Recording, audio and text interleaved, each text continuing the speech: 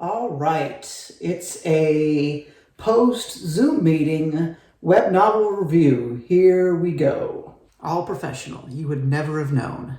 Welcome back to the web novel roundup, where I review and talk about 3 web novels normally selected at random. I say this because we have a special interactive component for this week's episode. Guess I'm just pretending this is a weekly thing. It's not even close. This week has a theme. These were not selected at random. So you at home get to play along and figure out what the theme is. And if you can figure it out before we get to the end, you win a shiny nickel. If you're looking for a theme for today's episode, here's your hint. Here's the hint for today's episode if you're playing along. Ooh, what could it be? Our first story this week is The Never-Ending, Callisto.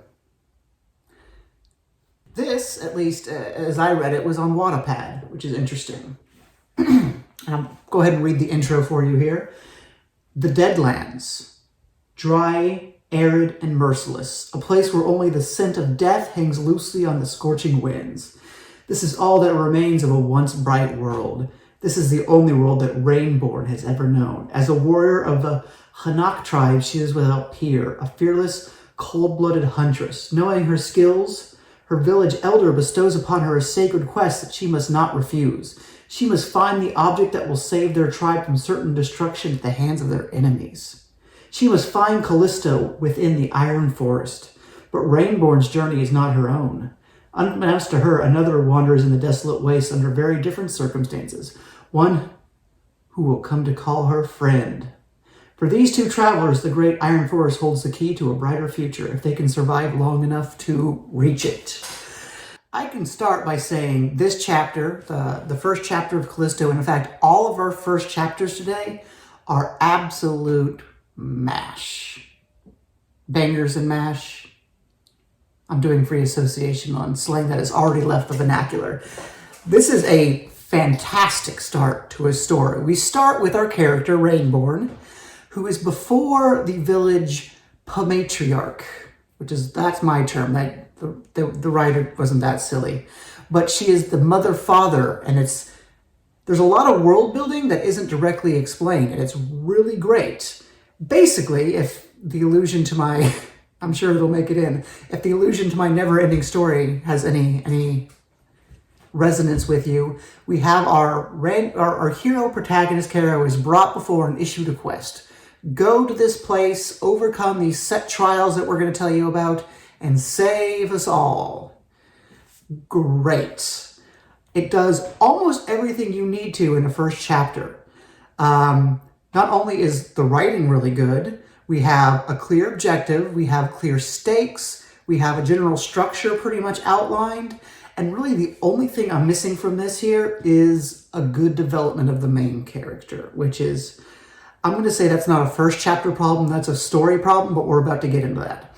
But as far as first chapters go, I love this. If this was in a book on the shelf, I would read more. It was a very, very good first chapter, very well written, ready to go. And then we get to the rest. And this is where I want to divert and talk about the never-ending story, because it's essentially the same idea. I don't know whether or not this writer, traversing the dark, was motivated by the never-ending story or took their cues from it, but I'm going to say absolutely yes. It's a matter of fact. That's what happened. Because in the never-ending story, you have this generic pants main character. When I say pants, it's just a pretty blasé character who the reader can put on their pants and become that character. It's a stand-in. Except in this instant, I don't think it really works as that style of character. If you look at like Twilight, you have like a few little ultimate pants character. You have a few little teen angsty bits, and then the angsty teen reading it says, okay, I relate because I'm an angsty teen. The never-ending story is interesting because it's sort of this meta. It's very meta if you've never seen it, where it's a commentary on the readers being participants in the book, and so while that character in the movie is bland. I am a true. Not Atreyu the child, Atreyu the warrior. I'm the only Atreyu of the Plains people. But I'll be happy to go back hunting the purple buffalo. And sort of undefined. That's okay because we have the character in the real world who's reading that story. And he's not greatly defined, but at least he has, the bare minimum. You can't let Mom's death be an excuse for not getting the old job done, right? The movie meets the bare minimum. The first scene, it opens with him waking up after a dream. Yeah. And it's like, okay, you're having troubles at school, your parents are having trouble, divorce, whatever. Great. Not great. At least we have something to say, okay, kids watching this movie, you relate to our character because you have one of those two issues. This character is very undefined, at least at first. We get more later, but there's not a lot of defining characteristics for our audience to relate to this character, which is a problem because much like the never-ending story, she's going off on her own through the wilderness to overcome obstacles to get to this place. And so we start out with just her. She's carrying the narrative here. So I would have liked more from her. We do get a character later on, which I think this is where this book trumps the never-ending story, because our side character is much more interesting than Falkor. We have a shape-shifting talking dog kind of thing going on, and he's delightful. We actually get some fun dialogue out of him. And our main character still remains bland, so there's not exactly repartee, but we have enough going forward that we have stuff to play off of. This is great. So, author, if you were going for the never-ending story, you exceeded it in some ways. In some ways worse, in some ways better. And I guess I should give my perspective in that I'm not actually a huge fan of the never-ending story. I don't think it's that great. I mostly like it for those 80s sort of practical effects, which is a segue into my point here, where essentially these are pretty short chapters. This is a very web novel-y story. And once again, very well written. The entire thing is great prose to the point where the author would phrase things certain ways that like, wow, that's actually just genuinely good how it was written. But then essentially, at least at the start, it gets later on, it changes a little bit. We get each chapter, we have a essentially short story of an obstacle they have to overcome. And right away, the never-ending story is like, you got 3 things, go do X, Y, and Z, done. Here, it's a bunch more stuff. It's harder to sort of parse out and sort of segment in my mind. And if you look at it as short stories, none of these short stories are particularly good.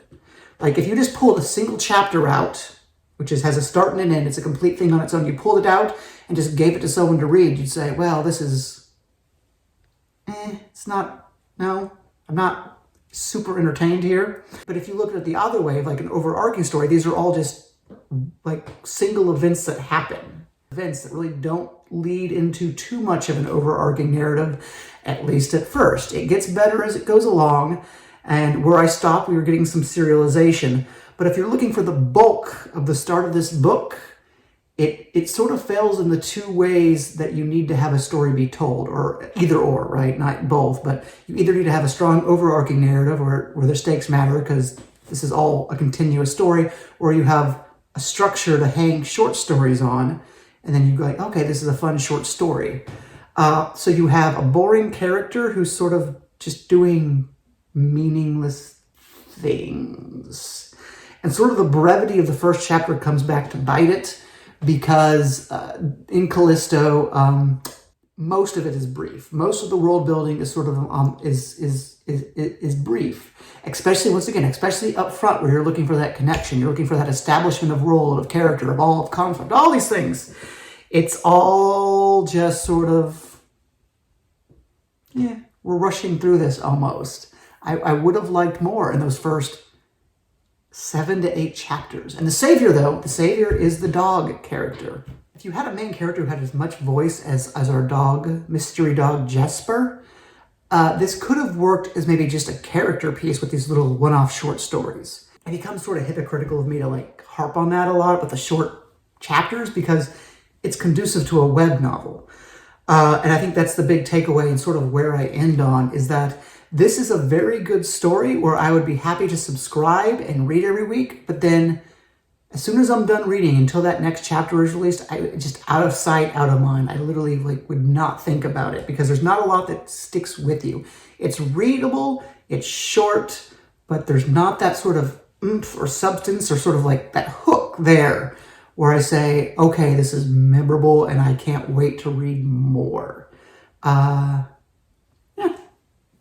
I'm giving Callisto a 4 out of 5. If you thought my initial hint was about Portal Fantasy, you're wrong, because this is just a normal fantasy. Guess again. Our second story today is called A Record of Ashe and Ruins, The Grieving Lands. It's a lot. And consistently, I think I've already said this, but first chapter, boom, there. I'm not going to make horrible, out-of-date jokes on this one. This is a really good first chapter. And I think this is an important one to talk about just because it's kind of a boring chapter conceptually, but it's written at a level that really elevates it and makes it work. Okay? It's a character wakes up, goes to school. That's the chapter.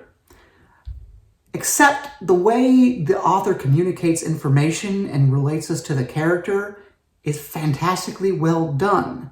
To show us that he's a very poor college student, he just, as soon as he wakes up, he goes to the fridge and he's like, oh yeah, I don't have food because I'm a poor college student. You see that. And you even have that moment where I kind of went, ooh, where he kind of goes for like some moldy food, moldy bread, and he's thinking about what to do with it. I'm like, oh no, he's that level of poor. And so already on the first page, I feel for this guy, and I'm like, engaged and worried because I think he's about to do something kind of crazy. But it turns out, to another point to the author's credit, where he's taking the bread to feed the ducks because waste not, which is like already at 100% for this character, right? So not only have we established some relatable troubles, and then he goes and does an altruistic thing, which, I mean...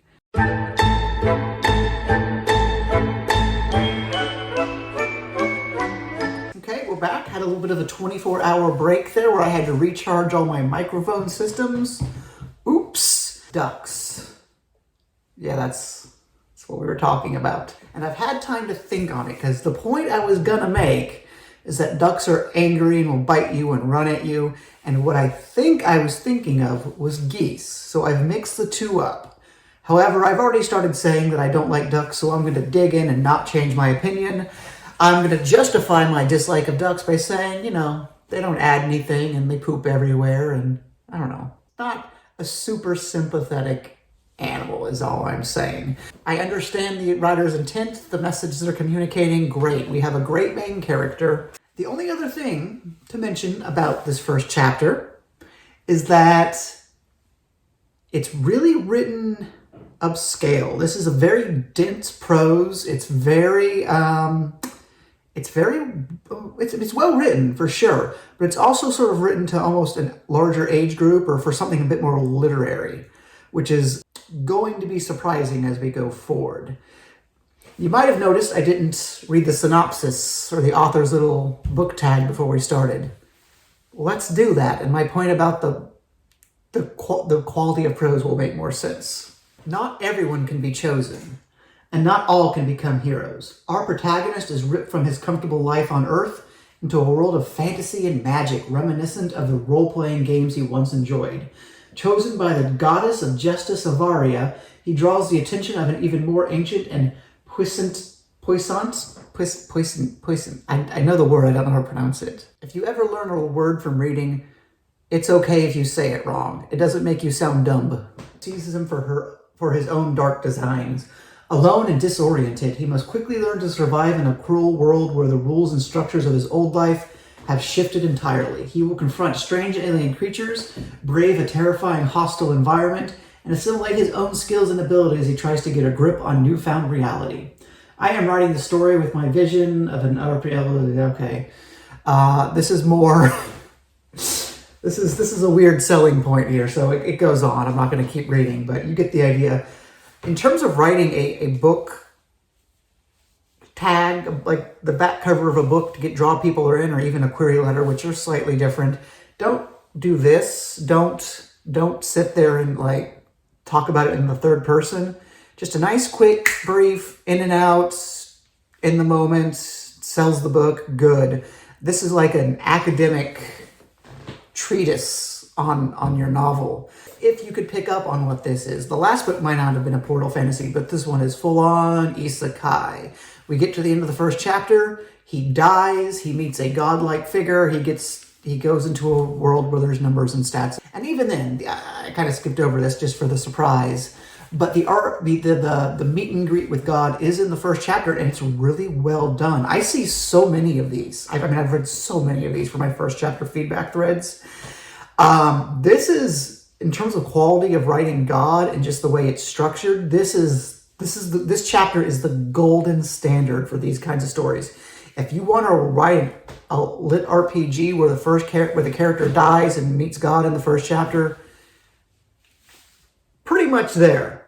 90%. This is actually like our first story, like Callisto. This is very similar in that pretty much perfect. I would ask for maybe like the death to have more meaning or some sort of symbolic impact or just more out of that. I don't think the death goes far enough where it's just clearly like, okay, and then he died. But everything else, like, perfect. Nothing but praise for this first chapter. And I have to show how the sandwich is made here. That doesn't make sense. I have to show how the sausage is made here because I read a lot of these kinds of stories, as I've just alluded to. And normally, I start reading one of these and I say, oh no, it's a lit RPG portal fantasy. Just because there's so many and it's the first thing these authors write. And it's just that there's so many of them and they all mold together. This one did not suffer from being in a herd. This one was so strong starting out in the first chapter, I said, okay. By the time we got to the fact that it was a lit RPG, I didn't even care. I said, I am on board for this. And what happens next is a whole lot of nothing. This is one of the more boring stories I've talked about on this channel. This is because there's nothing really great to say about it, and it's not like hilariously bad or I can't really riff on it or anything. This is a companion piece to another lit RPG story, portal fantasy, what have you, that I covered on this channel called like Survival System or My Survival System, which was just a guy in the woods surviving a la Minecraft. And this is the same thing. This is just chapter upon chapter of him out in the woods, growing his levels, growing his stats. He fights some like mud skipper monsters in like chapter 5 or whatever, but it's long chapters of him.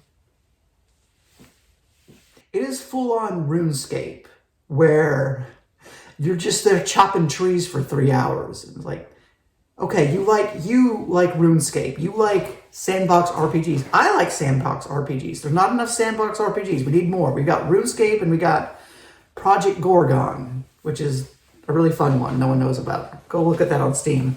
But we got those. They're really fun, but it doesn't translate to storytelling. It translates to a personal satisfaction of self-progression. And for me personally, I like the element of planning. Like, okay, once I get this done, I can go do this and this.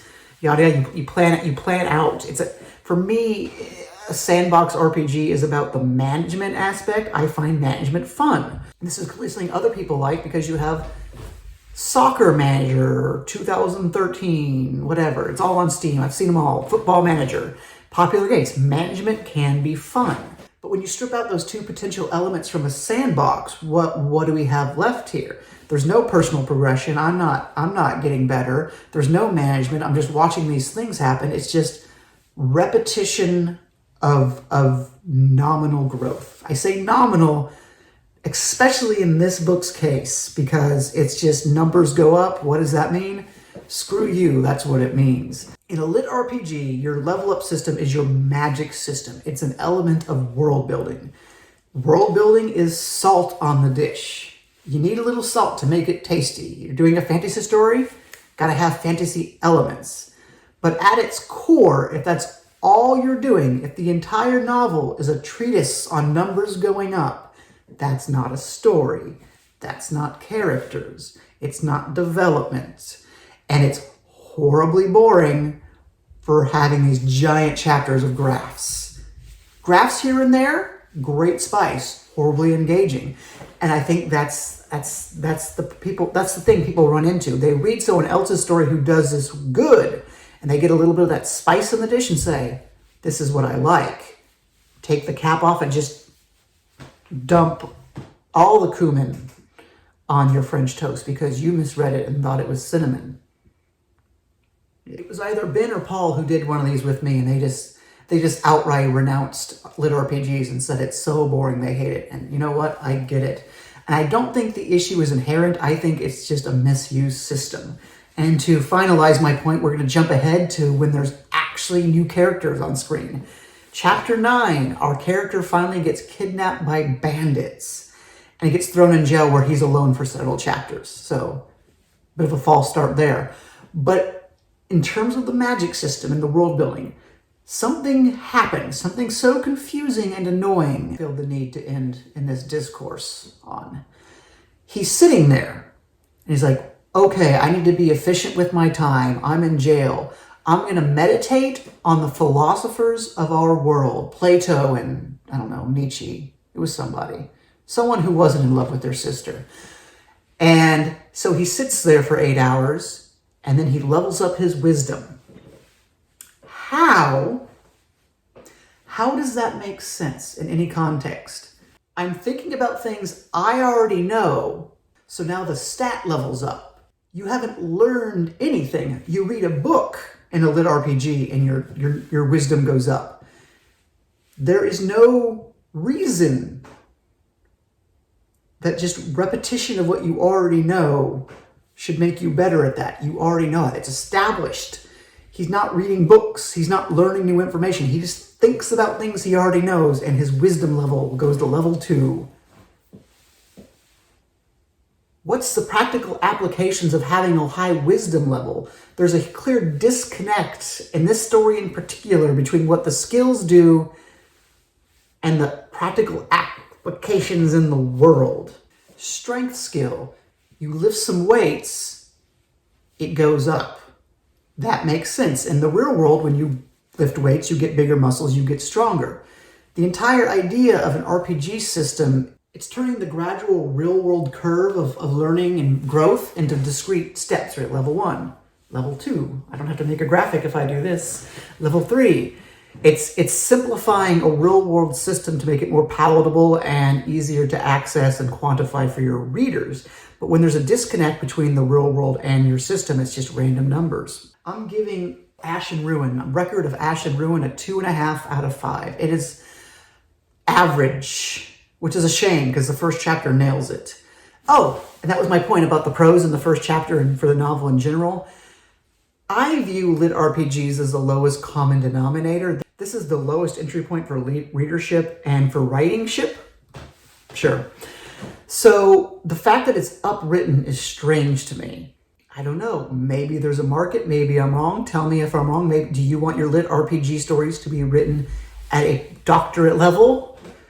I don't know. It's like that story, Something Wicked This Way Comes by Bradbury. It's on the shelf. It's essentially a children's novel in concept. It's like a children's horror novel, a little spooky, about a carnival that comes to town. But Bradbury uses the most thick and sort of intellectual prose for a fiction story I've seen in almost any book. It's a weird disconnect where the content and the characters, everything seems geared towards children, but you're writing at a 13th grade level. Like, there's a gap there. And I feel like when you write a lit RPG up, there's a gap there. Tell me if I'm wrong, because that might be a controversial take. And I want to be clear on my rating. I'm not taking points off for the prose. I think it's the one thing that makes the story interesting. I just don't think it makes it better. Our final story, and the only one that I've read at all to any degree before we started this, was Nova Internus.Us. Bit of a weird one. It's 2063, and the town, along with much of the nation, are in disarray. The decay started years before the great event. Our town still had hope thanks to the 5 families who created a blockchain-based water distribution system for the locals, a valuable secret hidden from the Global Water Commission and their network mercenaries. Earlier in the mid-2040s, right after the state secessions of Idaho, Montana, and Texas, the Global Council of Water Commissioners made their deals and moved into towns throughout the country.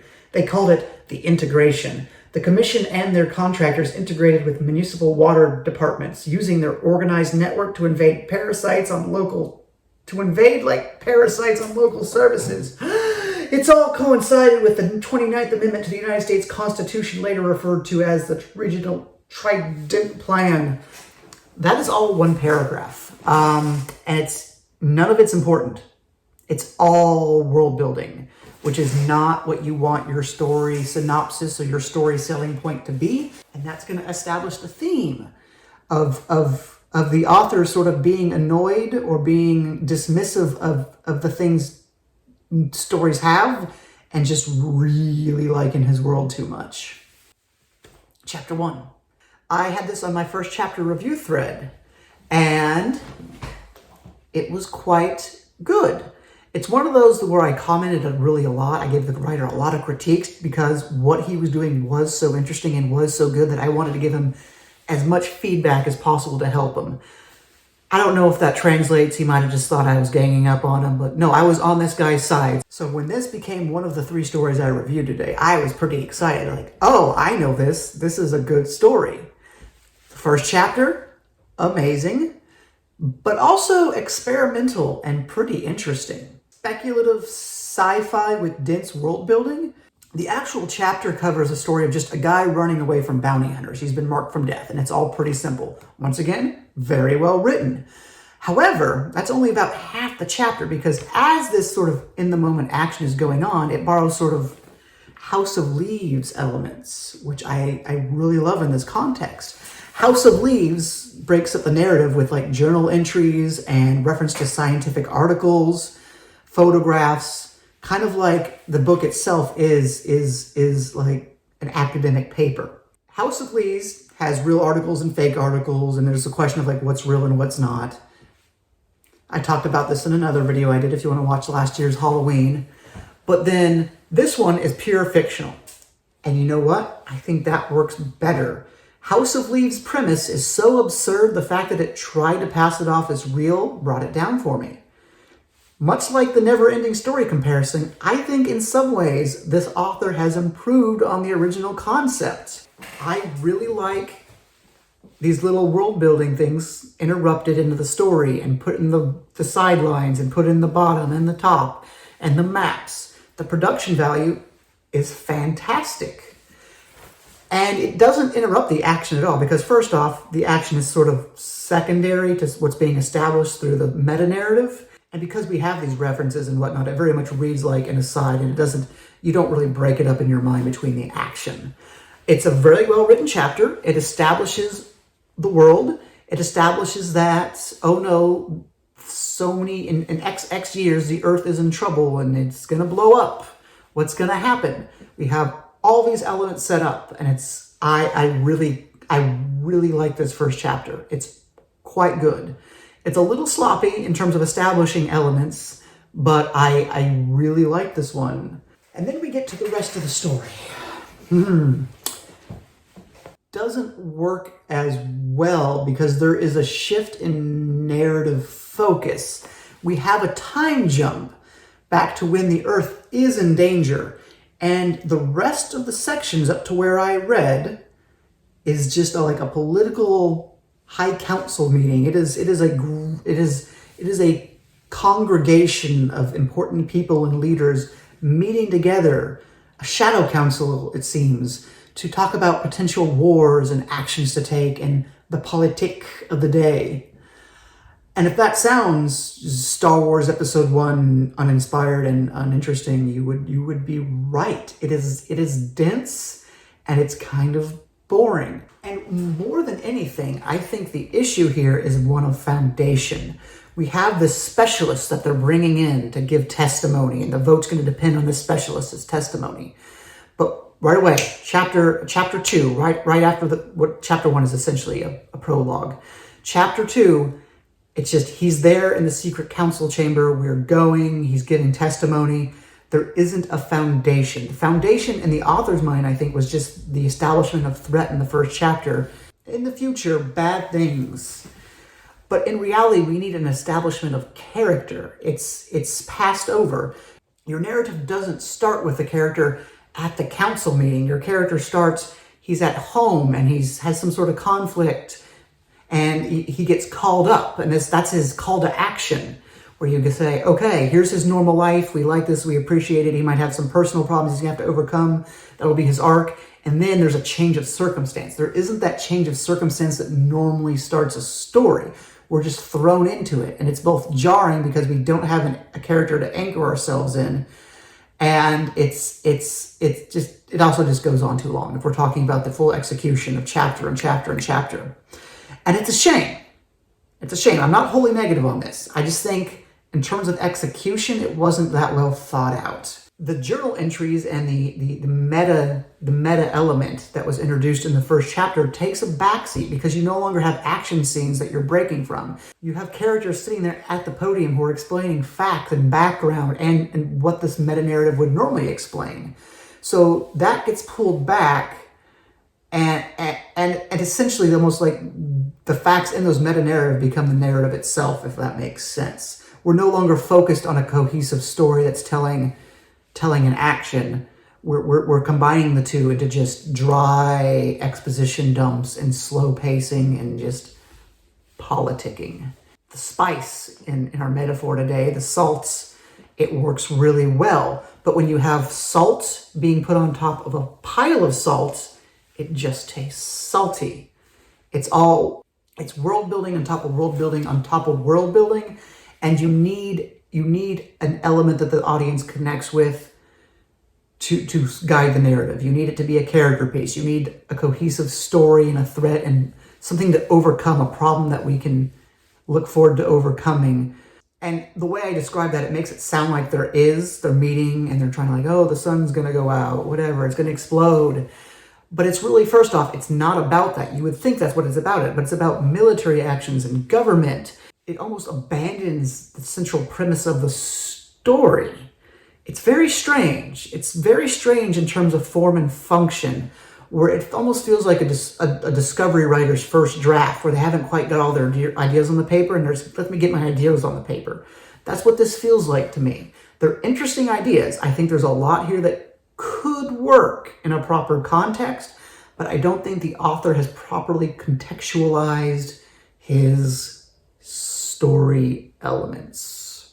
This book is fantastic on the world building. On terms of the world building and the thought that went in there and the details, the creativity and just the intelligence, so many of these details I said, holy crap, that's amazing. It ultimately doesn't matter because there isn't a story to support the extremely top-heavy world you've created, but conceptually, the work the author has done is professional quality on that one scale. He doesn't know how to balance his story. He doesn't, or I should say they, I don't know, sex, gender, whatever. They have an element here that they've already perfected. If they could improve themselves as a writer in the other areas and learn how to balance what they've created, I mean, holy crap. I mean, genuinely amazing in one category. Just bring that to even the quality out. Bring everything else where, that it can support this grand vision that you have. Or we'll say that this author has a talent in a very specific area. Like, I love that and I want to support that. So for giving this a score, I think it's dry. I think it's boring. But I have a deep appreciation for what the author has tried to do here. I'm giving it a 4 out of 5. It's not a 4 out of 5 in enjoyment. Let's be clear about that. But, it's just, even if he's misappropriated the elements, even if he has focused on the wrong things, he's done that wrong focus so well on its own right that I really deeply appreciate it. This is a single voter issue here, where I'm saying, yeah, most of it's pretty boring. Yeah, most of it just is lacking anything for me to attach to. But props where props are due. The one thing you do is you do it phenomenally well. You do it at a level that isn't just baseline professional. I I think this author's ability to world build and like think of details and really weave them together is top tier of just writers in general. It's entirely an issue of the writer not knowing how to handle his talent, I feel. We're picking a winner today. It's clearly a choice between the Callisto story, which is a very enjoyable read that I forget about when I'm not reading it, or Nova Internus, which is a very unenjoyable read, which I think very positively when I'm not reading it. And boy, oh boy, is that a moral quandary.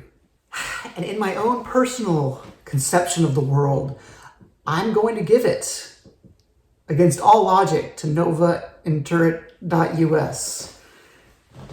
Wouldn't want to read it again, but just the ability to do one thing at such a high level makes it memorable. And it's almost not fair to judge these two together, because it's almost like me walking into the museum and looking at an art piece saying, oh, I'm going to remember that. What's the story? It doesn't have a story. It's a painting, but I'm going to remember it. It wins for the wrong reasons. Focus on something personal. To quote, or to maybe misquote, John Steinbeck from not the Grapes of Wrath, from East of Eden, stories are about the intensely personal. If you don't have something that's intensely personal, your audience isn't gonna care. World building, at the end of the day, is never going to be intensely personal, no matter how hard you try. And if I'm wrong, if you have a counterexample, let me know, because I would love to see it. And now we come to the prize portion of our grand shindig here, where I promised you a shiny nickel if you could guess the category. We had 3 amazing stories. Well, that's not true. We had 3 stories with amazing first chapters, and everything beyond that not so amazing. So, did you guess the theme? The theme is The Lion, the Witch, and the audacity of these authors. I cheated. It's a meta theme, but we have a meta story, so that's okay. I cheated. It's a meta theme, but it's a meta story, so that's okay. This, and I'm not encouraging this, if you do this in the future, I will never review your story. These 3 stories were all sent to me directly by the authors, who reached out to me directly through email or other means and said, you need to review my story on your channel. So that's the thing. This is the audacity episode. And it is interesting because going in, I figured we're either going to have some really good stories, which is most likely, or I can make fun of them mercilessly for horribly failing. And neither really ended up being true. We had 3 talented writers on a technical sense who absolutely nailed the first chapter and didn't know where to go from there in an effective manner, which is interesting to think about and is actually cohesive with my sort of conception of technical prose authors. I have first chapter feedback threads, and the most sort of in-your-face, I'm the best authors in the world are the ones who don't have good story ideas. They don't necessarily have good character ideas. They have good technical prose. There is a mistake about the academic versus the sort of emotional or the personal or the important elements, I'm going to say. I have read some extremely poorly technically done pieces that hit the right notes, but then you have extremely technically good pieces that don't do that. You want it written well. I don't want to discourage that the way I'm discouraged world building. Both world building and your technical elements, your prose, the way you're telling it, these are important. But neither of these things are going to have someone stay for your story, unless it's poetry. If you have really good prose and you write poetry, someone might stay for that. That's kind of the point. But in terms of writing a novel, I think this is a very informative episode, just because on a technical level, looking at these first chapters, these are all very talented authors.